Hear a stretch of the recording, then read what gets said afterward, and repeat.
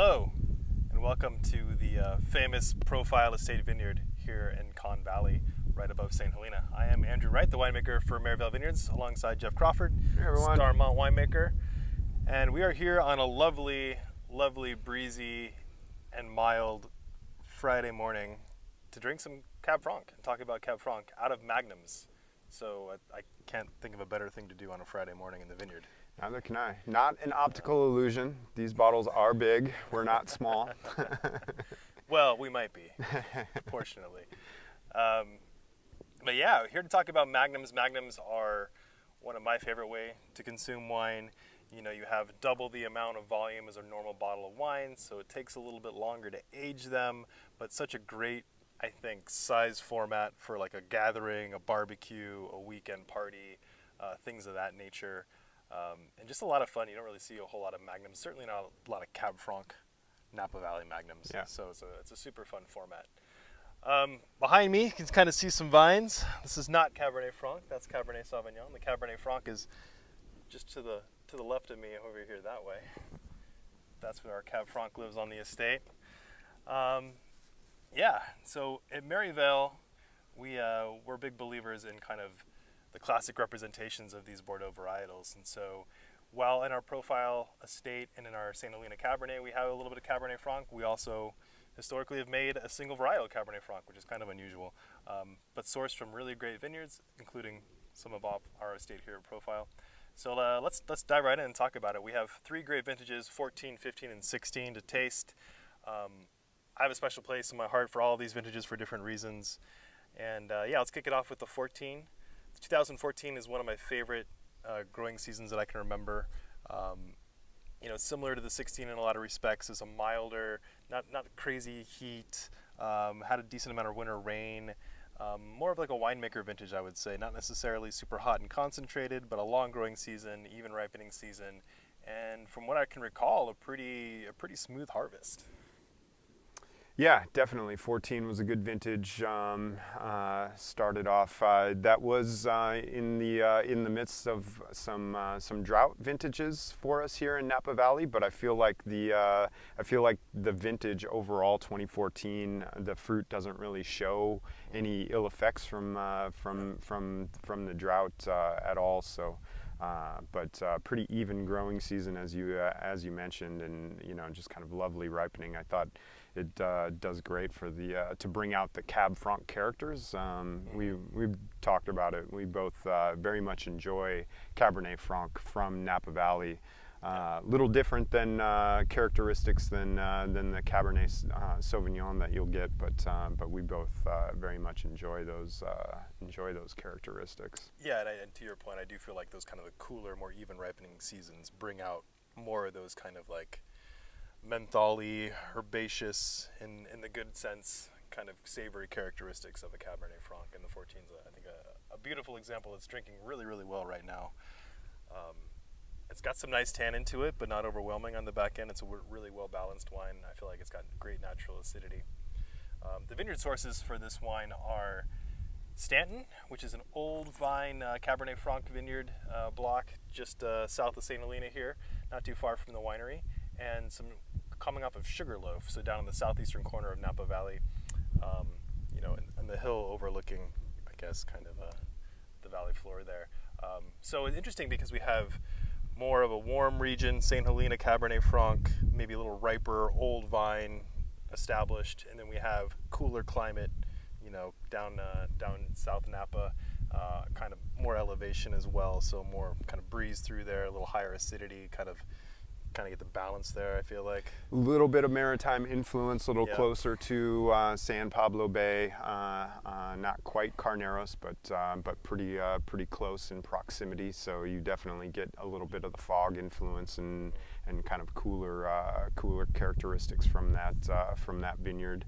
But I think that the marriage between those two expressions in this wine is beautiful. You get the nice kind of ripeness and savory notes like you were talking about from the Stanton.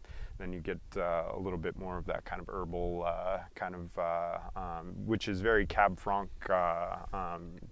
typical of Yeah. Cab Franc, and it's a marker that I always look for in good Cabernet Franc is a little bit of that kind of herbal aspect, not necessarily green Sure. and negative, but Sure. but just a little kind of freshening on the particularly on the aromas. Totally. I always love the aromatics in Cab Franc. It's more of like a delicate lifted perfume to Yeah. me than a Cabernet Sauvignon, and I really like the difference between the two varietal styles. I think it's important to have a Cabernet Franc that tastes like Cabernet Franc, because a lot of people make a Cabernet Franc to try to make it taste like Cabernet Sauvignon. Absolutely. But I think these are really true to the varietal and true to the vintage, and drinking really well right now. I have to say it's got a lot of still like these young fruit flavors, but at the same time it's kind of, right now it's this 7-year-old bottle of wine. It's kind of rounding into its more kind of tertiary notes on the side there. Really kind of coming into its own, a really nice complete wine. They can drink this now, or you can lay this down for a few more years for sure. Definitely, yeah. I think that there is still a kind of youthfulness to it, but it's definitely, not a baby by any means at this point. You can feel that on the palate. One of the things that Cabernet Franc in Napa Valley sometimes exhibits is a bit more kind of rusticity on the tannins, and this I think has aged long enough where the tannins have started to kind of round out a little bit, and they really present as nice and sweet and long. Definitely. Long tannins. So yeah, drinking great right now though. Yeah, couldn't agree more. So let's move from the 14 to the 15. So talking about vintages, 15 is a much different year than 14. So big drought year, short growing season, had some heat spikes, weaker fruit set. So we have lower yields, more concentrated fruit.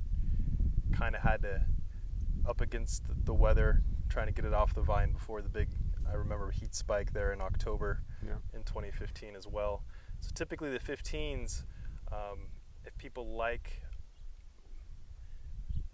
a bit bolder in their youth, a little bit more power, the Napa Valley power and concentration. Yeah. I feel like the 15 is a little bit more evocative of those styles.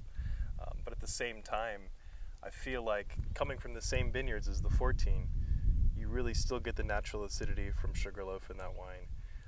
You do get that vintage, the big boldness. I think a lot of the St. Helena stuff coming from from Stanton there, real ripe, powerful flavor. But at the same time, like, done really well balanced. It's a nice contrast, frankly, too, stylistically. Yeah, it's nice to see the differences in vintages. As you mentioned, the kind of 15 was the culmination of a few drought years here in Napa, and the canopies really, showed that in 15. They were a little weaker, and one of the things I remember about 2015 is the cluster size was around the same, but the berries were very small, so there was a high skin to juice ratio, and I think that's partly where that concentration tends to come from. But handled well in 2015. Certainly no bitter tannins or anything off-putting. Maybe a little kind of riper aromas, a little more into the dried fruit type of aromas on the 2015. But certainly, to your point, balanced on the palate and still some nice freshness and acidity. One of the earliest vintages on in recent years. It was picked. So this was picked kind of relatively on average, whatever that is these days, earlier than what we had seen. But it also started pretty early, so it was a pretty decent. The length of the growing season was so you had good physiological ripeness, but definitely that concentration and the power of the 2015. And if that's those are the type of bold wines, especially on the palate, that you're looking for, this is going to be the vintage that you'll gravitate towards. Totally. For sure. And it's fun to, getting this as the 3-pack hopefully everyone else will pop all 3 bottles and try them side by side as Right. well, because it is a very fun exercise. I highly recommend Yeah, it. for sure. And I love too like the different expressions of Cabernet Franc in the different years, right?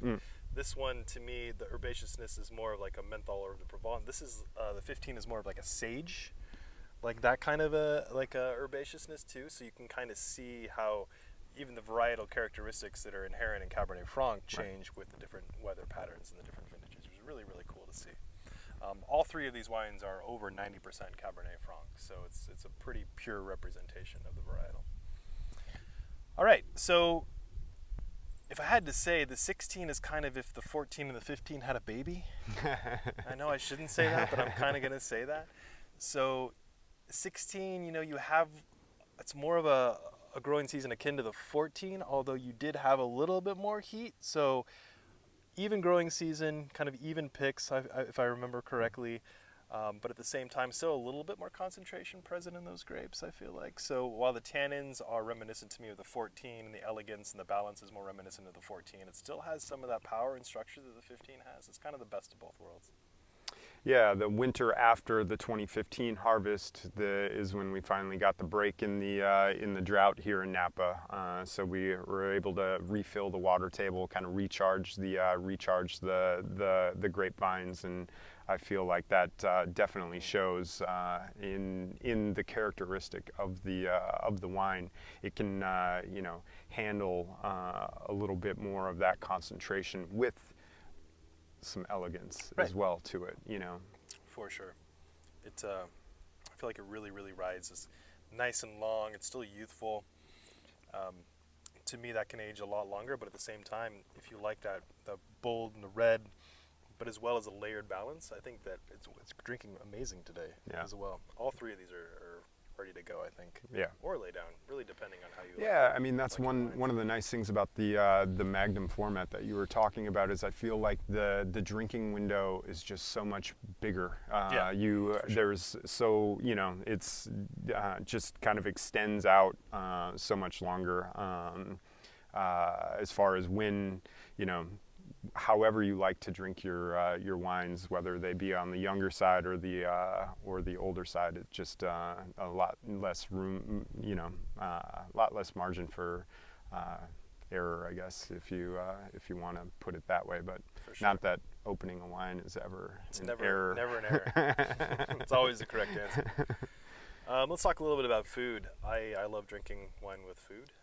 I know you do too. So for me, Cab Franc is a really great barbecue wine.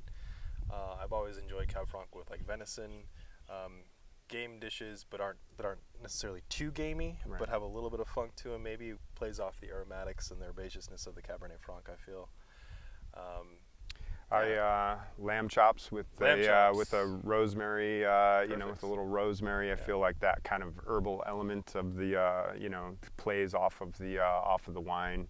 And you have some richness with the lamb that goes pairs very naturally with the tannins in the Cab Franc. So maybe barbecue after. Barbecue? Yeah, let's do this.